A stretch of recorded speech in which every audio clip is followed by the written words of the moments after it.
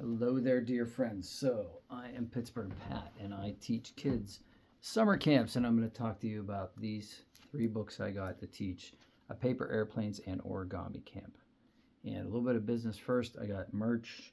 I just got new merch, so check out the link in the description box if you guys want some of the cool stuff.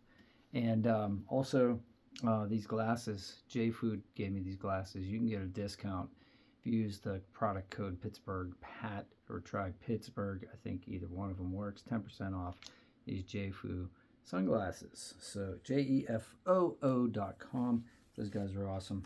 All right, cool. So this was the book that was like clutch, right? It was picture perfect origami. And so the cool thing about this, we actually made this penguin. That's not bad. It's not easy to do if you have black and white paper. So they sell origami paper that's black on one side and white on the other, and they sell origami paper that has patterns like this. You can see that. So yeah, and this is great. It's a step-by-step guide. It shows you the different folds. This one was pretty simple. There were a lot of simple projects in this one. So for instance, you got your basic like fortune teller, right? So like the thing that the kids on the playground use and write on. But I did this wonderful, let's see if it's in here, paper airplane. And it was a loop glider. Well, I did 2 loop gliders. So one of them, well, here's the Ninja Star. This was huge. Let me show you that. That's in the book. So everybody wants to be able to make a Ninja Star. All the kids love this stuff. And they end up throwing them around the room. And they're soft and they're not, nobody's going to get hurt. But I did tell them, don't throw them at each other's faces, for crying out loud. The kids, they don't listen. They always want to do that. This is pretty basic stuff and easy to do. Harder for kids, but like it teaches them patience, teaches them how to follow instructions. It also teaches them geometry because there's a lot of triangles and rectangles, so that's cool.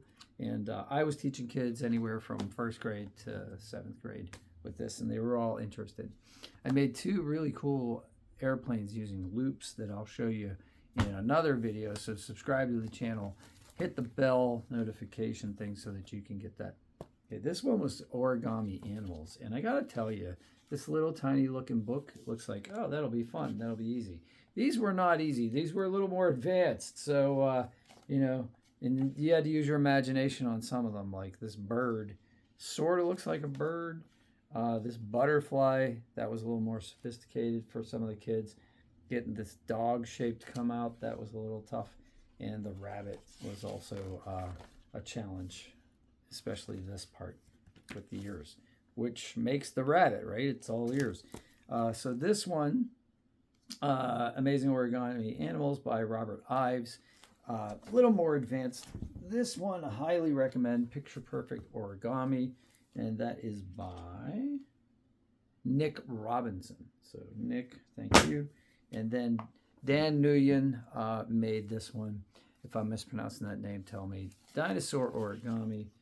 And this one was pretty specific. So if you got kids that really know their dinosaurs, like, you got your basic Triceratops and T-Rex in here, but you also have like Pachycephalosaur. So tell me what that is. Muranosaur, Compsognathus. I don't know what that is. They didn't have that when I was a kid. We had basically stegosaurs, tyrannosaurs. We did have Nessie. If you were real advanced, you knew what a plesiosaur was, so you could make one of those. So these are pretty cool. Again, you're going to use your imagination, and these are a little more sophisticated, but it shows you at the end like what the finished product is supposed to look like, so at least you have an idea.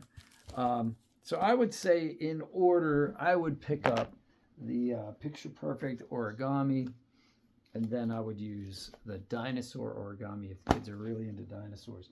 And then if you have some advanced students that want to make animals, that. So these are the 3 that I used. And I taught a whole summer camp for a week, 3 hours a day. So it kept the kids interested. If you want other summer camp ideas, I know I'm giving all this stuff away for free.